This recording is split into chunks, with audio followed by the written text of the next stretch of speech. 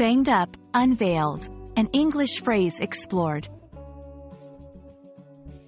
Hello everyone. Today, we're diving into the world of English idioms. Specifically, we'll break down the meaning, usage, and origins of the phrase, banged up. If you've ever been curious about this phrase, stick around.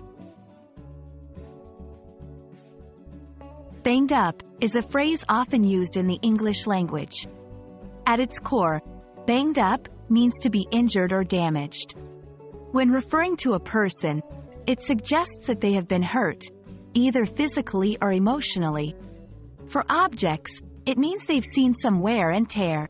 Example, after the soccer match, Jake was all banged up.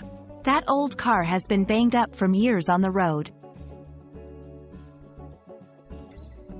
Beyond the literal context, banged up can also have extended meanings. 1. Incarcerated or imprisoned. In British slang, banged up can mean someone is in prison. Example, 2. He got caught stealing and now he's banged up for 5 years. 3. Feeling rough or unwell. Sometimes, people use banged up to express that they're feeling unwell or exhausted. Example, 4. I partied too hard last night and woke up feeling completely banged up. The exact origin of banged up is a bit unclear, but it's believed to have roots in the idea of being beaten or battered. Over time, its meaning evolved and diversified, making it a versatile phrase in the English lexicon.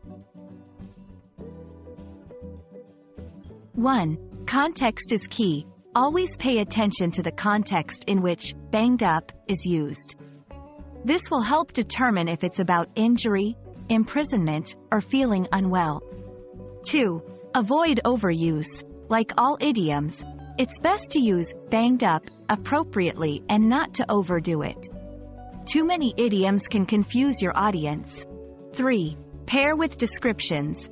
When using banged up, it can be helpful to pair it with a brief description, especially if the context isn't clear.